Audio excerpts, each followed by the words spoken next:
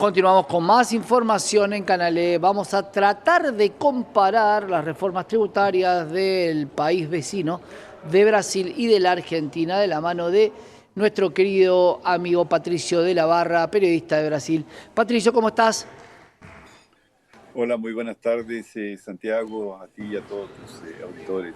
Sí, comparar yo creo que es un poco difícil porque la reforma tributaria todavía está en el Congreso, es decir, fue aprobada en parte en la Cámara Baja y ahora está en el Senado, en manos justamente del presidente del Senado, Marcelo Pacheco, quien debe colocarla seguramente a que se estudie primero en una comisión y después que pase al plenario donde será votada y ahí quedará a consideración de Luis Ignacio Lula da Silva, el presidente, para que él vete algunos aspectos o la apruebe completamente. Yo creo que va a haber una aprobación porque ya se hizo un trabajo muy fuerte en el Congreso para convencer de cierta forma, entre comillas, a los diputados que estaban contrarios a esta propuesta de enmienda constitucional para crear una nueva responsabilidad tributaria tanto de los brasileños como del propio gobierno.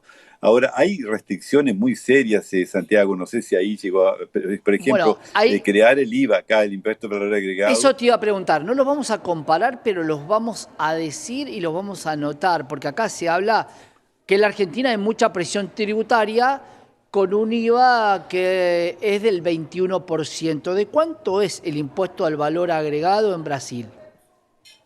Bueno, acá se colocó un límite máximo del 26,5%, es decir, lógicamente que el gobierno interesado en recaudar va a utilizar esa tarifa, es decir, 26,5%, lo que sería ya la más alta del planeta. Es decir, creo que hay dos o tres países que tendrían alguna cosa un poco mayor, pero por lo menos en América del Sur sería la más alta, ¿no? ¿Se paga el IVA en las favelas?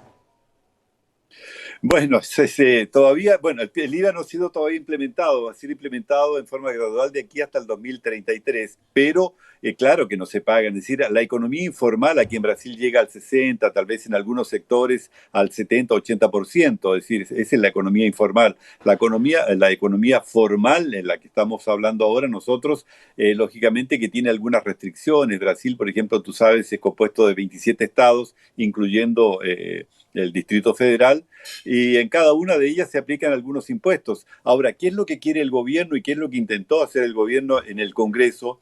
Eh, Pagándole o dándole algunas enmiendas a los diputados, aproximadamente 5.000 millones de dólares, para que ellos utilicen este dinero en cualquier cosa, en lo que ellos estimen conveniente, sin tener que responder absolutamente a nada.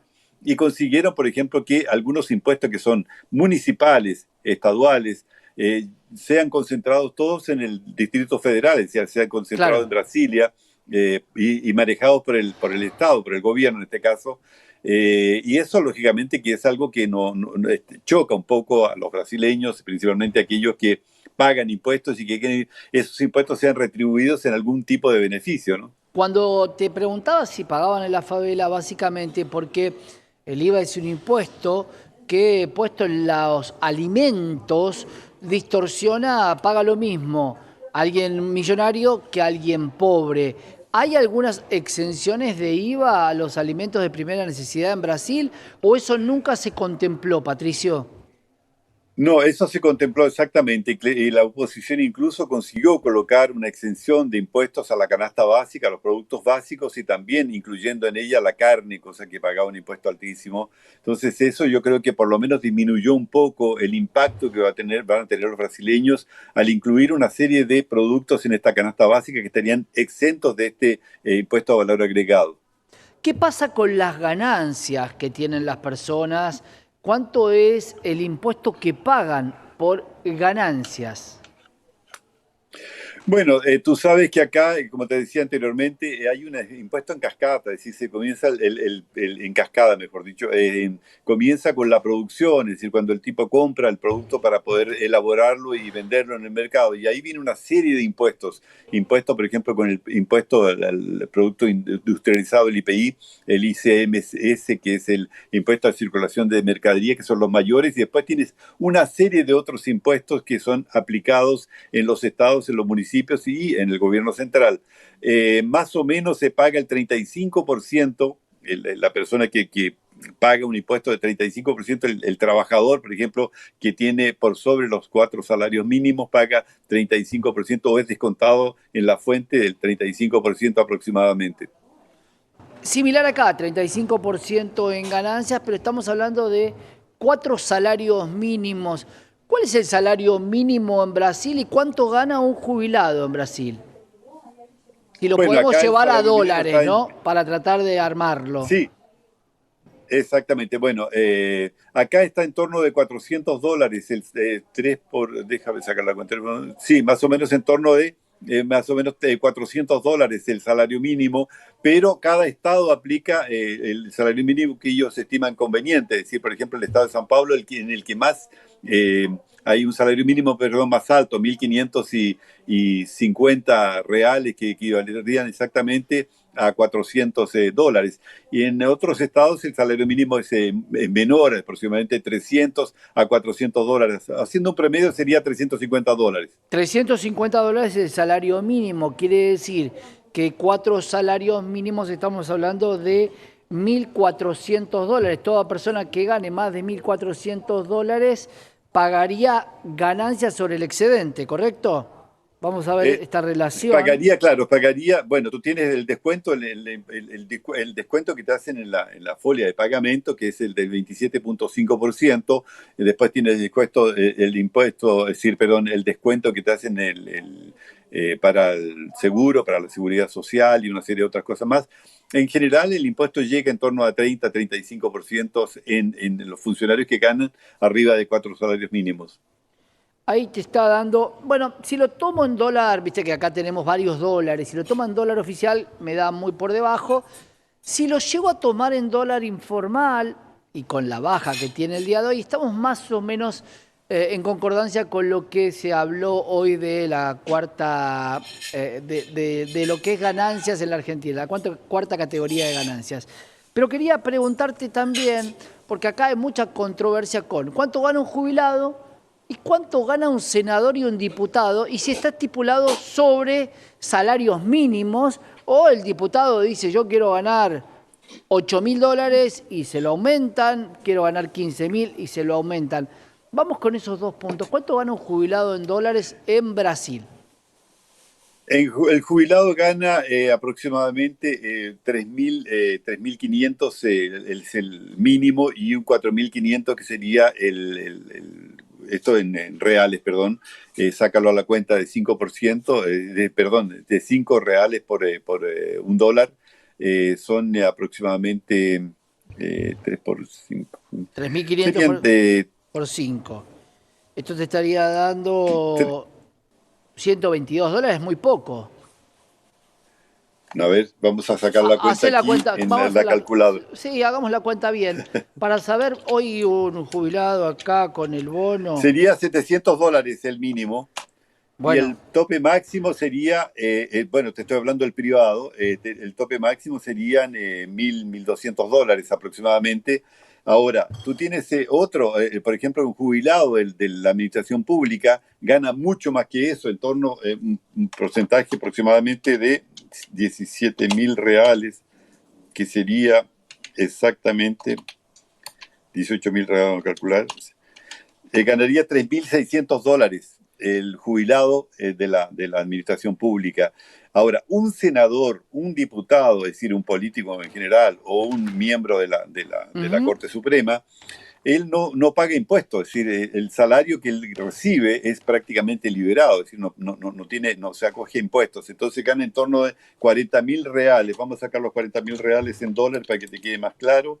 Sería aproximadamente $8.000 lo que está ganando un diputado, un senador, y un ministro de la Corte debe ganar un poco más, a pesar de que el tope máximo son $70.000, perdón, 70.000 reales, y estos 70.000 reales serían $14.000, pero ninguno de ellos gana claro, y lo máximo. Siempre hay algún beneficio, el ¿sí? tope máximo, Patricio, está puesto por una cuestión de la Constitución, por una cuestión básica.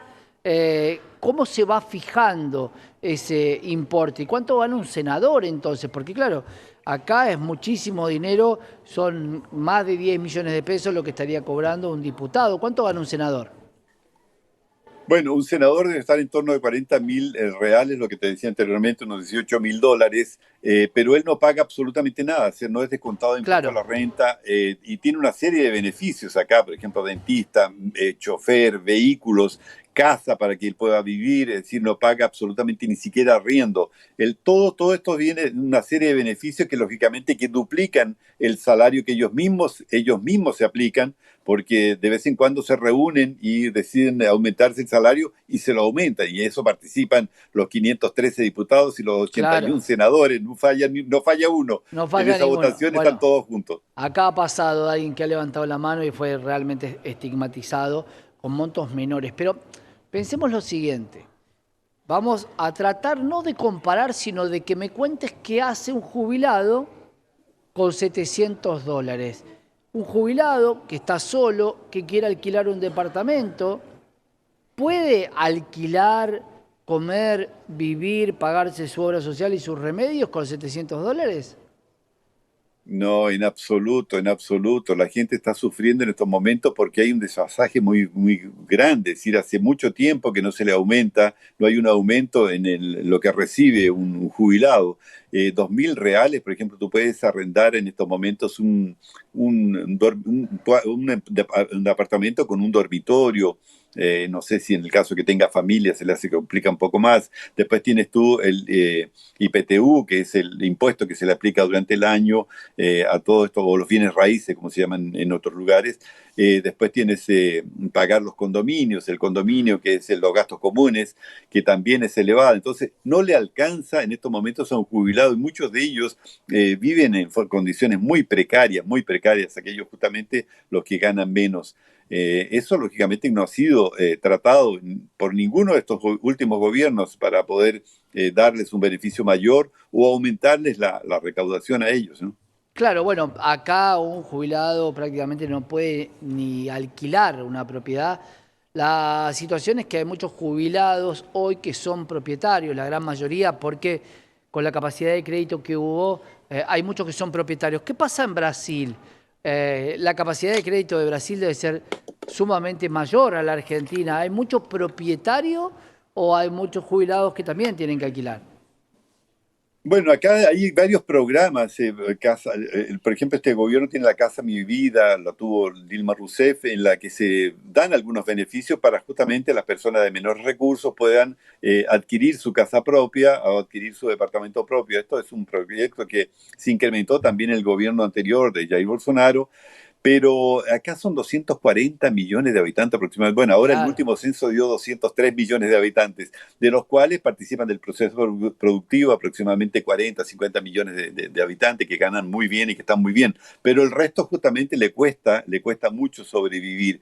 Y ahí está el problema, es decir, cuando tú dices, no, yo creo un proyecto, un programa para crear 10.000, 20.000 viviendas, es mínimo, es decir, muy poco para la cantidad de O sea que jubilados que tenemos en estos momentos, que son 80 millones. O sea, el 20% de la población de Brasil vive relativamente bien.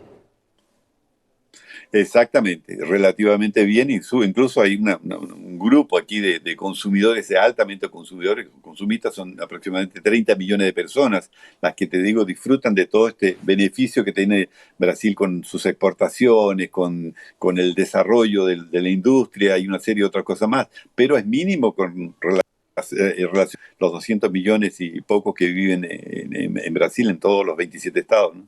¿Qué pasa, Patricio? Acá se está dando una discusión muy grande respecto a la gente que se jubila pagando los años que le quedan de aporte.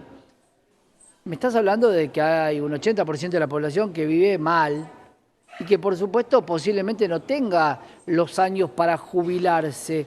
¿Cómo es el sistema jubilatorio allá? ¿Hay una pensión única para el adulto mayor? Al llegar a una edad, hayas hecho lo que hayas hecho en tu vida, ¿el Estado te ayuda o no? Claro, el Estado te ayuda, por ejemplo, a los que no consiguieron jubilarse primero, porque después ya pasan de los 65 años, que es la edad límite para jubilarse, y no tienen una renta suficiente. El gobierno le está dando en estos momentos aproximadamente $200 para que ellos puedan vivir. Eh, $200, la verdad es que es bastante poco con relación a la inflación que tenemos en estos momentos y al costo de vida, pero sí hay algo que se da. Y segundo, tienes la Bolsa Familia, que fue creada hace algunos años atrás por Fernando Enrique Cardoso, fue incrementada por Lula da Silva, ¿Qué es después la por Dilma, bolsa? ¿Qué es y esa bolsa familia? Es lo que nosotros en algún momento llamábamos la caja pan, tiene aceite, fideos, azúcar. ¿Qué es la bolsa no, familia y quién la es un recibe? valor que se estima, es un valor que se estiman que la familia podría adquirir los bienes básicos, por ejemplo, lo que La tú me mencionabas ahora, canasta aceite, arroz. básica. Exactamente, es un valor que va de $1.200, que serían 200 y pocos dólares, a aproximadamente $400 en algunos casos más dramáticos, y donde se juntan varias familias, donde el marido también es dueña de casa y tienen varios hijos. De acuerdo a la cantidad de hijos, también se le incrementa un poco esta bolsa familia. Pero no es suficiente, claro que no es Bueno, suficiente en absoluto. Ahora, en estos momentos son 17 millones las personas que están recibiendo esta ayuda, y se está limitando. ¿Por qué? Porque hay mucha gente que no la necesita y que se ha colocado dentro de este programa y que está siendo en estos momentos limpiado prácticamente toda la base de claro, datos para poder realmente ir en ayuda de los que realmente lo necesitan, ¿no? conocemos porque esto es bastante difícil, pero justamente eso te quería preguntar. ¿Cuántos compatriotas tuyos están bajo la línea de pobreza para el Brasil? Bueno, se estima que está en torno de 30 millones las personas que están abajo de la línea de la pobreza, personas que incluso, lamentablemente, en los estados más pobres del país, el nordeste principalmente, comen una vez por día, y con suerte. Hay mucha gente que vive en las calles en estos momentos, son los homeless que viven acá en San Paulo, las grandes ciudades, y que eso ha ido aumentando. Ha ido creciendo en este último periodo. Mucha gente que en estos momentos vive gracias al aporte a la buena voluntad que tienen las otras personas para poder subsistir. Esto incluso está siendo penalizado. Tú sabes que si tú acá vas y le das un plato de comida a una de estas personas que está en la calle, puede ser multado hasta por 17.000 reales. Es decir, eso es algo absurdo. Es decir, tú ni siquiera puedes ejercer esta forma. Es decir, no, esto tiene que ser dado por el gobierno, tiene que ser dado por el municipio o por el Bueno, Estado. hoy Entonces, ahí están limitados. hoy te invito a que veas una nota acá en la Argentina donde alguien planteó la idea de que no se le dé comida porque se acostumbran a la pobreza. Pero claro, Brasil, por los números que me diste, Patricio, tiene 15% de pobreza, bajo la línea de pobreza. La Argentina discute si es entre el 40 o el 50, para lo cual hay una No me gran digas, tanto ha diferencia. crecido ahí en Brasil, en Argentina. Exactamente, por eso digo Era un que país en el que las diferencias eran mínimas, es decir, no había una gran diferencia. Recuerdo haber estado ahí bueno, en los años 60, 70, 80, que había una cierta igualdad, es decir, no había tanta diferencia social en Buenos Aires principalmente, y en otras ciudades, en Mendoza, por ejemplo, prácticamente no existía. te invitamos a que vamos a armar una lista con la producción y vamos a chequear cuánto cuesta en cada lado, cuáles son los números, porque claro, asusta la cantidad de población que tiene Brasil para un país como la Argentina, donde somos 47 millones. Pero claro, tener 15% de pobreza en un país inmenso como es Brasil es una economía que sabe cómo repartir de alguna manera el dinero o que la ha sabido guardar a la caja. Acá no está pasando esto.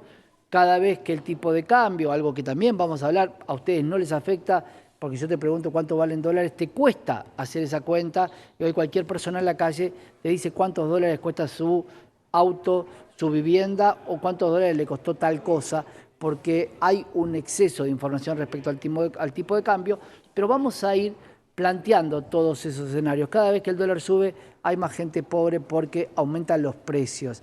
Aumenta la inflación y aumentan los precios. Pero ¿qué pasa? Que por ahí en Brasil sí pasa. Si aumenta el dólar, el precio sube. Si baja el dólar, el precio no baja. Entonces, hay Es elasticidad a la suba, pero no a la baja. Entonces, cada vez acumula, acumula y acumula y acumula y cada vez hay más pobres en la Argentina. Vamos a hacer ese listadito, Patricio, te lo mando y lo completamos juntos. ¿Te parece? perfecto, perfecto. ¿Sí? En un siguiente programa podemos volver a conversar sobre esto. Sin duda. Gran abrazo, Patricio.